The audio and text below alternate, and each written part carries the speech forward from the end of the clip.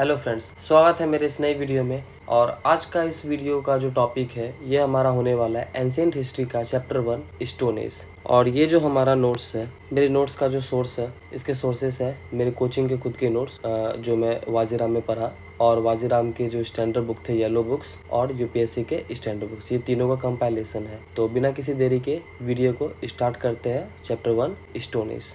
Stone age को सबसे पहले हम डिवाइड करते हैं 3 पार्ट्स में, palaeolithic, mesolithic and neolithic age. Palaeolithic का जो मतलब है, पैलियो मीन्स होता है ओल्ड और लिथिक मतलब होता है स्टोन, इसलिए हम इसे कहते हैं ओल्ड स्टोन एज। मेसोलिथिक को इसलिए हम लोग कहते हैं middle stone age and Neolithic को न्यू स्टोन एज। और ये पैलियोलिथिक इतना बड़ा है कि इसे भी हम सब पार्ट्स में डिवाइड करते हैं। और पैलियोलिथिक के जो हम डिवाइड करते हैं इसको 3 पार्ट्स में, और इस पीरियड को जो हम लोग रखते हैं प्लेस्टोसीन इपॉक पीरियड में। सबसे पहले हम लोग देखते हैं लोअर पैलियोलिथिक। इसका जो टाइमलाइन है 3.5 बिलियन ईयर्स पहले तक माना जाता है। Next is middle Palaeolithic. इसका टाइम पीरियड हम लोग देखते हैं 40,000 साल पहले तक की। और नेक्स्ट अपर पैलियोलिथिक इज, इसका जो टाइमलाइन हम लोग मानते हैं 10,000 साल पहले तक की। और इस दौरान ही जो हम लोग मॉडर्न ह्यूमन के हम लोग का जो जन्म हुआ उसी को कहते हैं होमो सैपियंस। तो बात करें सबसे पहले हम लोग लोअर पैलियोलिथिक की, जिसका टाइमलाइन है 3.5 मिलियन से 1 लाख साल पहले की।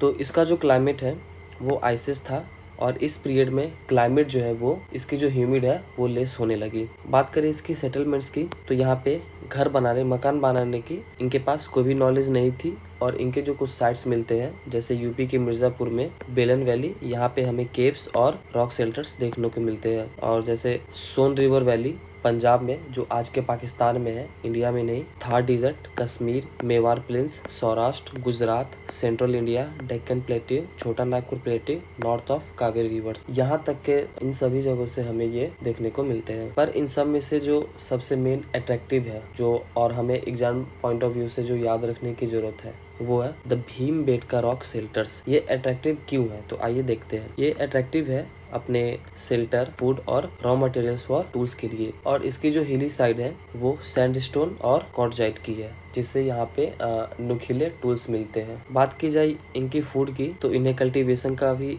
कोई नॉलेज नहीं था। और इस पीरियड में जो है, इस पीरियड में लोग अधिकतर हंटिंग पे यानी फूड गैदरिंग पे ही डिपेंडेंट रहते थे। अब बात की जाए इनके टूल्स की, तो इस टाइम में जो ये लोग टूल्स यूज करते थे वो होते थे अनपॉलिश्ड और अनड्रेस्ड और रफ स्टोन्स। एक जो सबसे समझने वाली बात है, जैसे एक पत्थर है ये, तो इसको अगर टुकड़े करोगे तो 2 टुकड़े हो गए, तो जो ये जो बड़ा वाला पार्ट है इसे कहते हैं कोर टूल, और जो छोटा वाला पार्ट है इसे कहते हैं फ्लैग टूल। तो ये जो लार्जेस्ट पीस है इसे कोर टूल कहा गया, और जो स्मॉलर पीस है उसे फ्लैग टूल्स कहा गया। इनके जो टूल्स जो है वो भी क्वार्टजाइट से बने होते हैं। और 3 टूल जो हमें याद रखने हैं, जो पता होने चाहिए, वो है हैंड एक्सेस, जो एक ट्रायंगुलर शेप की होती है, और इसकी जो वो एक जो कॉर्नर जो है वो नुकीली टाइप की होती है, जो हंटिंग के लिए यूज होती होगी। नेक्स्ट इज क्लीवर, ये फ्लैटिश चपटा होता है और ये एक तरफ से ये ब्लेड की तरह होता है। और नेक्स्ट इज पेबल टूल, ये एक गोल पत्थर को काट के बना जाता है, और ये एक तरफ से ब्लेड की तरह ये भी होता है। अब बात की जाए मिडिल पैलियोलिथिक एज की, तो इसका जो टाइमलाइन है 1 लाख साल से 40,000 साल पहले तक का माना जाता है। और यहाँ पे जो सबसे मेन चीज हमें याद रखना है, अब पैलियोलिथिक एज में, मिडिल पैलियोलिथिक एज में यहाँ पे फायर का इन्वेंशन यहाँ पे इन लोगों ने कर लिया था। लेकिन अभी तक व्हील, कल्टीवेशन और डोमेस्टिकेशन यानी पशुपालन अभी तक ये लोग नहीं जानते थे। बात की जाए इसके क्लाइमेट की, तो अभी भी यहाँ पे आइसिस था, और इस पीरियड में भी क्लाइमेट जो है लेस ह्यूमिड होना स्टार्ट हो गया था। अब इसके सेटलमेंट की बात की जाए, तो इन लोगों को अभी तक घर बनाने का कोई नॉलेज नहीं था। और अगेन यहाँ पे यूपी के मिर्जापुर का बेलन वैली, सोन रिवर वैली पंजाब और पाकिस्तान, नॉट इंडिया, और कुछ यहाँ पे जो साइट है वो अपर पैलियोलिथिक के साइट के ही मिलते हैं, जैसे राजस्थान का Didwana, Chota Nagpur plateau, Maharashtra, south of Tungabhadra, Narmada, Ajmer, रोटवार प्लेट्यू जो इंदस और झेलम रिवर के बीच में है, नेवासा जो सेंट्रल इंडिया में है, और विशाखापट्टनम कोस्ट। और बात की जाए तो यहाँ पे अभी भी जो अट्रैक्टिव साइट थी वो है the Bhimbetka rock shelter, Madhya Pradesh. और यहाँ पे अब इनकी फूड की बात की जाए तो ये लोग अभी भी कल्टीवेशन का कोई नॉलेज इनके पास नहीं था, और लोग अभी भी हंटिंग पे ही डिपेंडेंट थे। और इनके टूल्स की बात की जाए मिडिल पैलियोलिथिक में, तो ये लोग जो है फ्लेक्स का ही यूज करते थे, जो छोटा वाला पत्थर था। ये लोग जो है कोर टूल का भी यूज करते थे, लेकिन अगर दोनों में देखा जाए तो सबसे ज्यादा ज़्यादा जो है ये लोग फ्लेक टूल का यूज़ करते थे, क्योंकि हंटिंग में जो है काफ़ी इन्हें हेल्प मिलती थी। अब नेक्स्ट हम अपर पैलेलिथिक की बात करें तो इसका टाइमलाइन है 40,000 ईयर से 10,000 ईयर्स पहले तक की। अब यहाँ पे जो है फायर तो मिडिल पैलेलिथिक में भी थी। अब यहाँ पे डोमेस्टिकेशन, पशुपालन का भी यहाँ पे इन लोगों ने यहाँ पे मिल गया था, बट यहाँ पे व्हील और कल्टीवेशन अभी तक मिसिंग थी। तो याद रखना है मिडिल पैलेलिथिक में फायर मिल गया था और अपर पैलेलिथिक में फायर के साथ साथ डोमेस्टिकेशन भी मिल चुका था, बट व्हील और कल्टीवेशन अभी तक यहाँ पे मिसिंग थे। अब बात की जाए इसके क्लाइमेट की, ये इसे जो है आइस एज का लास्ट फेज माना जाता है और क्लाइमेट जो है अब वार्म होना शुरू हो गया था। अब इसके सेटलमेंट्स जो है दथार अपर पैलेलिथिक में भी ये अपर पैलेलिथिक के ही तरह जो है यहाँ पे साइट्स मिले, जैसे बेलन वैली, और बेलन वैली में जो है एनिमल बोन्स के जो है यहाँ पे एनिमल बोन्स जो है डिस्कवर्ड हुए, those of cattle, sheep and goats. अब जो सबसे एक मेन याद रखने वाला चीज है दैट इज आंध्र प्रदेश। आंध्र प्रदेश इसलिए रखना जरूरी है क्योंकि ओनली एक आंध्र प्रदेश का ही साइट हमें मिलता है जहाँ पे एनिमल बोन्स से जो है हमें टूल्स मिलते हैं, आंध्र प्रदेश के कुरनूल, मुचतला, चिंतमानु गावी से। और इंडिया में जो है टोटल 566 साइट्स है। और बात की जाए तो अभी भी जो है लोगों के लिए attractive the Bhimbetka rock shelters of Madhya Pradesh he important थी। अब इनके फूड की बात की जाए तो अभी भी लोग हंटिंग पे डिपेंडेंट थे। और टूल्स की यहाँ पे बात की जाए तो अब इन लोगों ने टूल्स में कुछ न्यू इन्वेंशन किया, that is parallel side blades. यहाँ पे दो एग्जांपल हम लोग लेते हैं, first is blades and second is burins. तो ब्लेड्स जो है इसकी जो लेंथ है वो विड्थ से जो है ट्वाइस होती है, दुगनी, और बुरिंस जो है एक स्मॉल टूल है जो आज के मॉडर्न स्क्रू ड्राइवर जैसा है, जो गैदरिंग के लिए या वुड्स के लिए जो है काफ़ी हेल्पफुल मिलती होगी इससे। और जो सबसे मेन बात है, यहाँ पे जो हमें ऑस्ट्रिच, शुतुरमुर्ग के जो है अंडे, एग सेल भी मिलते हैं। तो इसका एक सबूत है कि उस टाइम पे भी जो है ऑस्ट्रिच जो है पाए जाते थे। अब हम बात करेंगे मेसोलिथिक एज की, जिसका टाइम पीरियड है 10,000 ईयर से 6,000 ईयर्स तक, और इसका जो पीरियड है होलोसिन एपोक पीरियड का। इसमें जो है आइसेज जो है, इसका क्लाइमेट जो है इसमें आइसेज ख़त्म हो गया था, but many environmental changes took places during this transition. काफ़ी जो यहाँ पे इन्वायरमेंटल चेंज हुए थे, और ये जो क्लाइमेट है बेस्ट माना जाता है फ्लोरा एंड फौना के लिए। और ह्यूमन जो है इसका एडवांटेजेस इसे मिलते थे, जैसे रेनफॉल से, डेंस वेजिटेशन और फॉरेस्ट जंगलों से। लेकिन बात यह है कि इंडिया में जो है इन्वायरमेंटल चेंजेस जो हर जगह सेम नहीं थे। जैसे वेस्ट बंगाल के बिरवानपुर में जो है एरिडिटी इंक्रीज हो रही थी, राजस्थान डिडवाना जो है वहाँ पे रेनफॉल हायर था, और ईस्टर्न मध्य प्रदेश में जो है क्लाइमेट जो वहाँ पे वेट और वार्म था। अब बात की जाए इसके सेटलमेंट्स की, वन ऑफ द जो features of the Indian Mesolithic phase, यहाँ पे जो है सेटलमेंट्स जो है काफ़ी यहाँ पे फैलने लगे। जैसे जो हमें इसके कुछ एविडेंस मिलते हैं, राजस्थान का बगौर, गुजरात में लोतेश्वर एंड रत्नापुर, सेंट्रल इंडिया का आदमगढ़ मध्य प्रदेश, और इधर ईस्टर्न इंडिया तक था उत्तर प्रदेश का बेलन वैली, और साउथ ऑफ रिवर कृष्णा के साउथ तक जो है ये हमें मिले हैं। अब इनकी फूड की बात की जाए तो यहाँ पे जो है लोग अभी भी हंटिंग, फूड गैदरिंग और फिशिंग पे जो है डिपेंडेंट थे। मेसोलिथिक एज को जो है एक ट्रांजिशनल फेज भी माना जाता है, क्योंकि यहाँ पे जो है लोग एग्रीकल्चर करना जो है यहाँ पे सीख चुके थे। बेलन वैली के चौपानी मांडो से ये हमें मिले हैं। और इनके टूल्स की बात की जाए तो ये माइक्रोलिथ्स होते थे। माइक्रोलिथ्स मीन्स नाम से ही पता चलता है कि माइक्रो मीन्स काफ़ी छोटे होते थे, और इनकी जो साइज हमें देखने को मिली है 1 सेंटीमीटर से लेकर 5 सेंटीमीटर तक की। और माइक्रोलिथ्स को भी हम दो पार्ट में डिवाइड करते हैं। उससे पहले जो है माइक्रोलिथ्स जो है वो बनते थे क्वार्टजाइट, चर्ट, जैस्पर और एगेट से। तो इसको जो दो पार्ट में डिवाइड करते हैं, that is geometric and non geometric. तो ज्योमेट्रिक वो होते हैं जो ट्रायंगल्स, रम्बर्स, ट्रैपजेट्स एंड ट्रैपजॉइड शेप के जो होते हैं, जो नुकीले होते हैं उस टाइप के। और नॉन ज्योमेट्रिक जो है आप कह सकते हो कि जो हमें अपर पैलेलिथिक साइट में टूल्स जो मिले अपर पैलेलिथिक में, वो भी काफ़ी हद तक ऐसे ही मिले हैं। अब बात की जाए नियोलिथिक एज की, तो इसका टाइम पीरियड है 9,000 ईयर से 3,000 ईयर्स तक, और इसको भी हम लोग होलोसिन एपोक पीरियड में ही रखते हैं। और यहाँ पे जो सबसे मेन चेंजेस आया कि यहाँ पे लोग जो है अब हंटिंग गैदरिंग छोड़ के जो है यहाँ पे लोग डोमेस्टिकेशन करने लगे प्लांट्स और एनिमल्स का। तो आइए देखते हैं। सबसे पहले प्लांट डोमेस्टिकेशन। तो जब ये लोग ग्रेन को जो हार्वेस्ट करते थे और कंज्यूम करते थे उसको कहा जाता है फूड कलेक्शन। लेकिन हार्वेस्ट करने के बाद कुछ फूड को जो है ये लोग जो है प्लांटेड मतलब उगाते थे, तो उसको कहते थे प्लांट डोमेस्टिकेशन। अब एनिमल डोमेस्टिकेशन, तो एनिमल को जो है ये लोग अपने अब यहाँ पे जो है इस एज में साथ रखना शुरू कर दिए थे, जिसे हम एनिमल कीपिंग भी कहते हैं।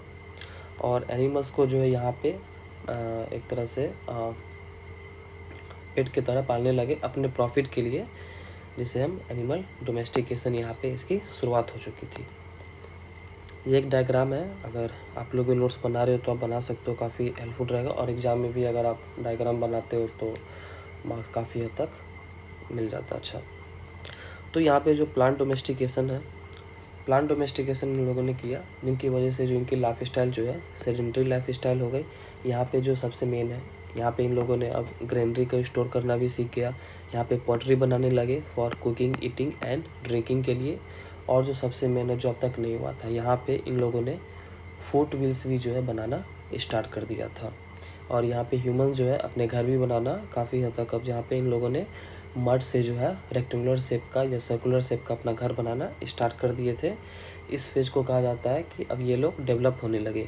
लेकिन लोग जो है हंटिंग जो है अभी भी ये लोग करते ही थे, पूरे हद तक छोड़े नहीं थे। और इनके जो टूल्स जो थे अभी भी पॉलिश्ड थे और बोन टूल्स थे। यहाँ पे स्टोन टूल का इनोवेशन हो गया था, पॉटरी का invention, greater degree of sedentary living, emergency of small and self animal domestication. और एक ग्रेट हिस्टोरियन है गॉर्डन चाइल्डी, उन्होंने जो है हाईलाइट करते हुए कहा है इसे एक न्यूलिथिक रिवोल्यूशन फेस। अब बात की जाए कुछ साइट की जो एग्ज़ाम में काफ़ी पूछे जाते हैं, तो दैट इज़ मेहरगढ़। मेहरगढ़ जो है ये एक ओल्डेस्ट न्यूलिथिक और लार्जेस्ट न्यूलिथिक सेटलमेंट है फॉर इंडस और मेडिटेरेनियन के बीच में। यहाँ पे जो लोग हैं मड ब्रिक एक हाउस के बना के रहते थे। और ये लोग जो है प्रोड्यूस करने लगे थे वीट और बार्ली के। और इनकी लोकेशन की बात की जाए तो ये लोग बोलन रिवर कोची प्लेन में रहते थे, जिसे ब्रेड बास्केट भी कहा जाता है बलूचिस्तान का। तो यहाँ पे जो है वेस्टर्न तरफ से, तो वेस्टर्न के जो लोग जो आते थे बलूचिस्तान, और यहाँ से जो है पूरे सब कॉन्टिनेंट में जाते थे। और 5000 BC तक जो है यहाँ पे जो है लोग जो है पोर्ट्स बनाना जो है, दैट इज़ नॉट पोर्ट्स सही है, लोग जो है पोर्ट्स बनाना नहीं जानते थे। लेकिन आफ्टर 4500 BC इसके बाद जो इन लोगों ने पोटर्स व्हील्स को जाना और यहाँ पे बनाना इन लोगों ने स्टार्ट किया। और ये लोग अभी भी गोट, शिप, कैटल्स को डोमेस्टिकेट करते थे। अब नेक्स्ट जो साइट है बुर्ज़होम गुफ्राकल कश्मीर का, ये 110% एग्ज़ाम में पूछता है PYQ भी इससे आ चुका है, तो ये हमें पता होना चाहिए। बुर्ज़होम इसका मतलब है द पर्स ऑफ बर्थ, और गुफ्राकल का मतलब है the cave of the Potter. लोग जो है यहाँ पे लेक साइड के पास रहते थे पिट्स में, जिसे कहा जाता है ड्वेलिंग पिट्स। आगे मैं बताऊंगा कि ये ड्वेलिंग पिट्स होता क्या है।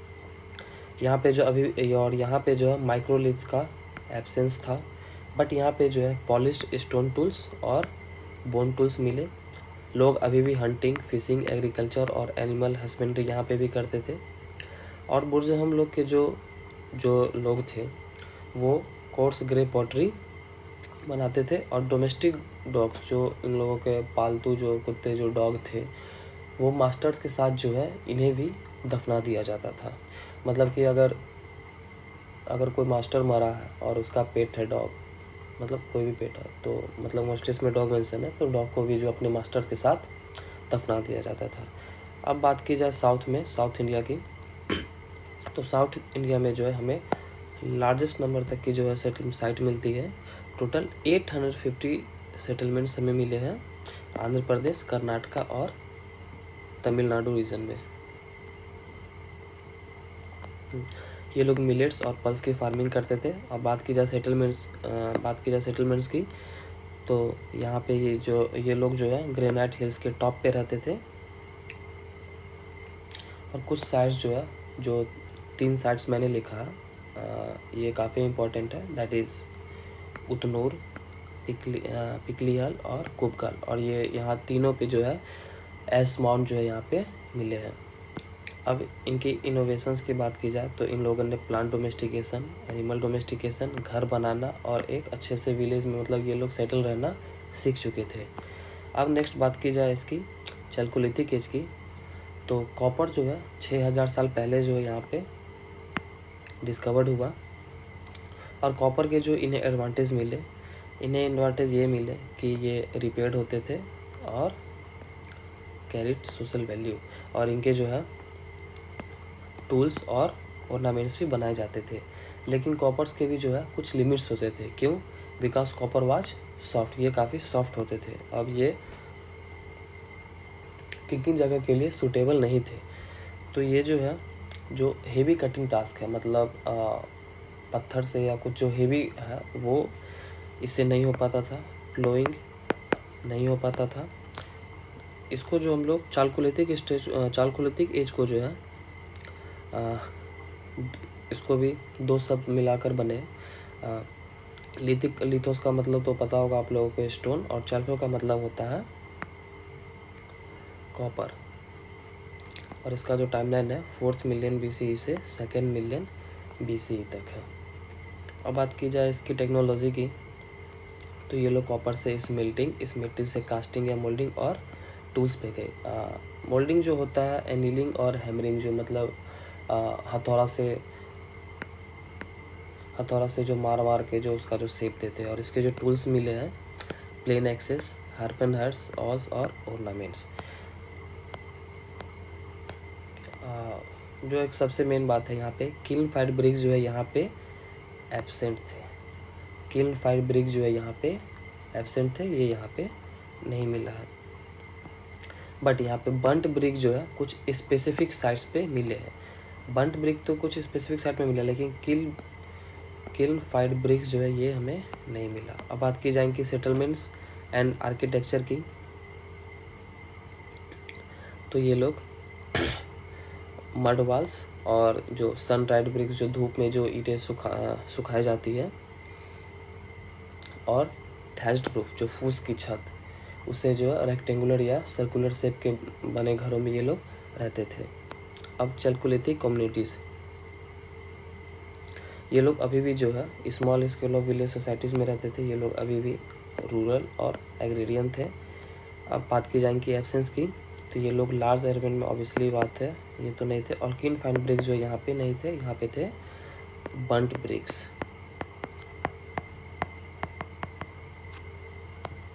अब इसके साइड्स को कुछ, इसके जो साइड्स है, जो मेन तो एग्ज़ाम में साइड्स ही पूछे जाते हैं, तो इसके जो साइड्स है राजस्थान का साउथ ईस्ट, गंगा यमुना दोआब, बिहार में एक मैंने लिखा नहीं है लेकिन आप लोग लिख लेना, चिरांद, ये बिहार का है। ये भी पूछ चुका है PY के, लिखना भूल गया, आप लोग लिख लेना।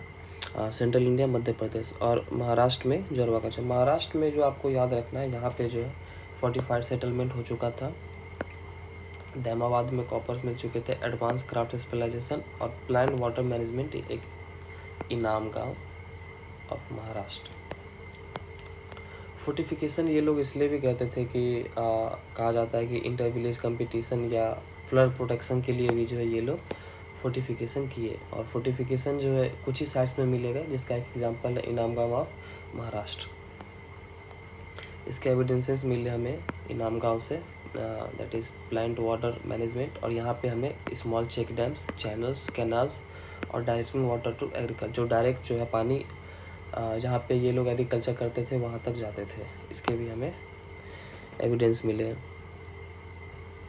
तो ये हमें दिखाता है कि कुछ विलेज जो है वो इंटेंसिव एग्रीकल्चर की तरफ जो है मूव करने लगे। अब बात की जाए एक और साइड की, मध्य प्रदेश, क्याथा एंड मालवा कल्चर्स, तो यहाँ पे डिस्टिंक्ट पोट्री स्टाइल्स और large pit soils for grain storage के लिए देखने को मिलते हैं। डीप पिट सिलोस क्या है ये देखते हैं। सरप्लस ग्रेन्स वे स्टोर्ड अंडरग्राउंड, जो अंडरग्राउंड में जो रखा जाता है उसे कहते हैं डीप पिट सिलोस। और ये लोग इसलिए रखते थे कि आगे कभी फ्यूचर के लिए भी, अब ये लोग हमेशा तो एग्रीकल्चर करेंगे नहीं, तो अपने फ्यूचर के लिए भी जो है ये लोग जमा करते थे, स्टोर करते थे। अब इसके इम्पोर्टेंस देखते हैं, तो इसके जो इम्पोर्टेंस देखिए, फूड सिक्योरिटी, वही जो मैंने बताया, craft special, people can devote time to bead making. हाँ, अब ये लोग जो है हर हमेशा एग्रीकल्चर नहीं करते थे, जिस वजह से जो है ये लोग अपने कुछ जमा करने के लिए जो वो लोग बनाने लगे।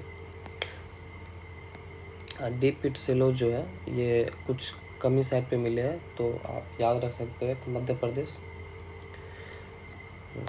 अब बात की जाए गंगा यमुना डॉब, यहाँ पे ओसीपी मिलते हैं।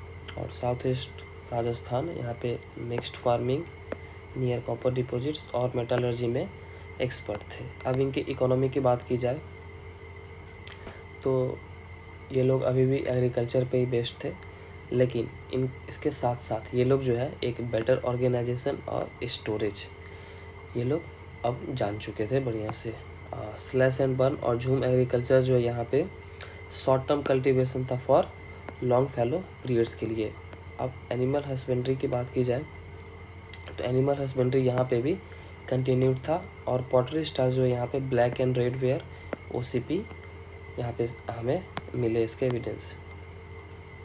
ट्राड एंड क्राफ्ट्समैनशिप, तो नियोलिथिक एज के मुकाबले चैल्कोलिथिक एज में व्यापार और काम करने के तरीके में एक बहुत बड़ा बदलाव आया। That is rise of long distance trade and craft specialisation. सबसे बड़ा बदलाव ये था कि अब लोग सिर्फ अपने आसपास से व्यापार नहीं करते थे, बल्कि बड़े पैमाने पर दूर दूर तक व्यापार लॉन्ग डिस्टेंस ट्रेड होने लगा था। इसके साथ ही क्राफ्ट स्पेशलाइजेशन शुरू हुआ, यानी लोग किसी एक जो है मेन काम में एक्सपर्ट होने लगे, जैसे सिर्फ बर्तन बनाना या कोई मेटल पिघलाना, किसी भी काम में अब जो लोग हैं एक्सपर्ट होना शुरू हो गए थे।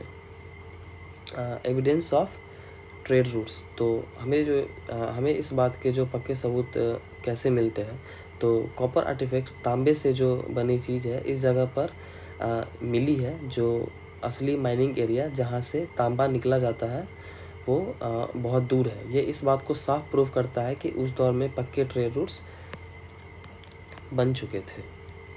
अब एक्सचेंज आइटम्स इनकी बात की जाए तो अलग अलग इलाकों के बीच जो मेन इन चीज़ों का लेन देन जो एक्सचेंज होता था, जैसे बीड्स, मोती,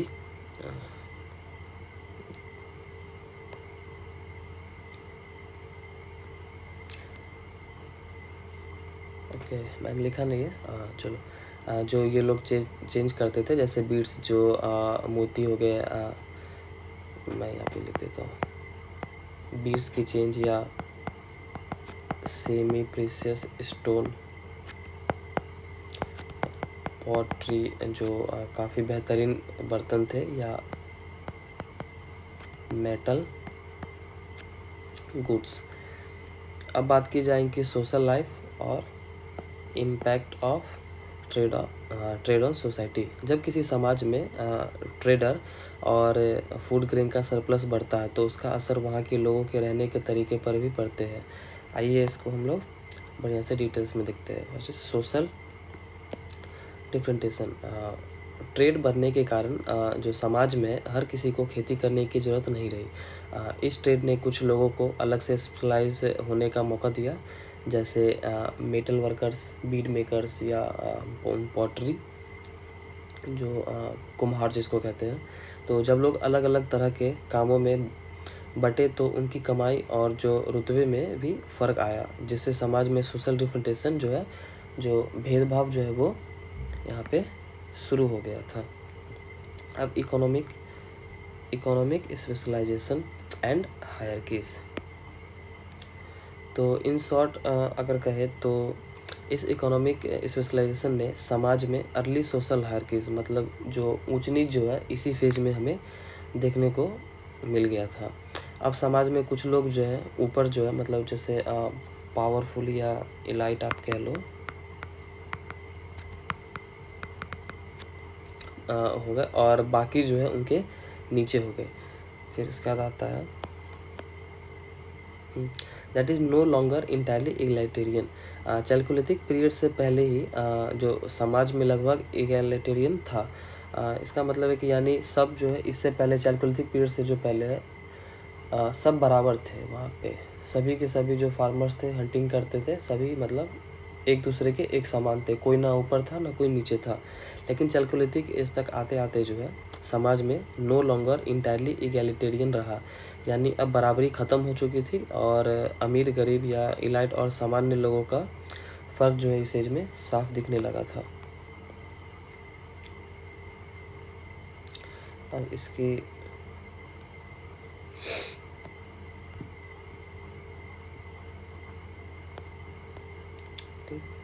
रिलीजियस लाइफ, हाँ, चैल्कोलिथिक लोगों का धर्म पूरी तरह से उनकी खेती, एग्रीकल्चर और उनकी लाइफ स्टाइल पर जो है आधारित था। आइए इसके 3 पॉइंट से समझते हैं। First is mother goddess terracotta figurines, मिट्टी को पक्का कर बनाई गई छोटी मूर्तियाँ जो मिली है, जो मदर गॉडेस की है।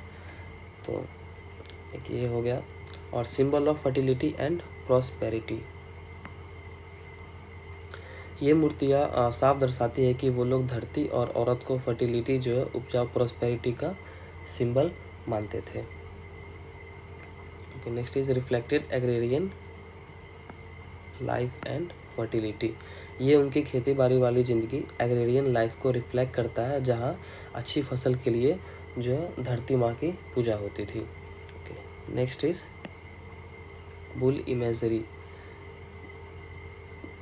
चैल्कोलिथिक तौर में कैटल मेन जो है इससे बहुत बड़ी भूमिका थी। वो खेती के कामों के लिए तो ज़रूरी थे ही, साथ ही उन्हें रिचुअल्स में भी एक इम्पॉर्टेंट सेंट्रल स्थान दिया जाता था यहाँ पे बुल इमेजरी को।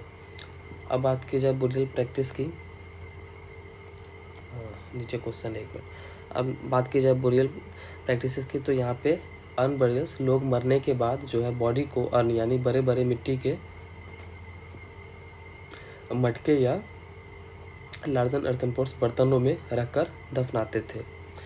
फिर द ग्रेव रूट्स, कब्र में जो बॉडी के साथ कुछ जैसे सामान जैसे मिट्टी या बर्तन या कुछ भी ऑर्नामेंट्स या टूल्स रखते थे, कि वो लोग मानते थे कि मरने के बाद भी जो है इनकी वहाँ पे कुछ मतलब लाइफ स्टाइल इनकी मतलब वहाँ पे अभी भी है। स्पेसिफिक बॉडी ओरिएंटेशन, बॉडी को हमेशा एक जो है यहाँ पे एक तय दिशा में ही रखा जाता था। या तो आप नॉर्थ से साउथ, मतलब यहाँ से नॉर्थ से साउथ रख सकते हो, या ईस्ट से वेस्ट। ओके, तो दोस्तों ये था स्टोन एज का कंप्लीट कंपैरिजन, और मैंने इसमें कुछ क्वेश्चन लगाए हैं, तकरीबन 25 क्वेश्चन मैंने दिए हैं। आप लोग कमेंट करके बताओ कि आप लोग का 25 में से कितना बना है। आप लोग इसको रोक के स्क्रीनशॉट ले सकते हो आप लोग।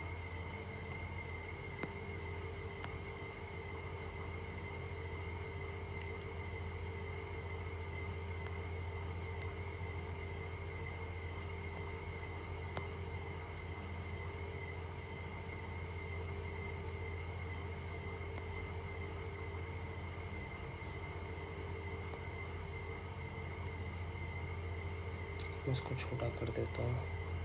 हाँ, अब ले लो आप लोग स्क्रीनशॉट।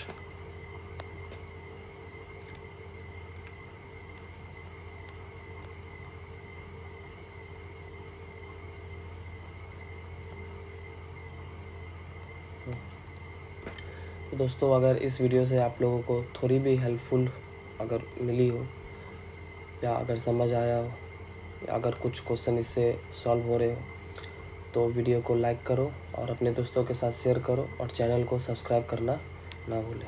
मिलते हैं नेक्स्ट वीडियो में चैप्टर 2 इंडस वैली सिविलाइजेशन के लिए। तब तक के लिए जय हिंद।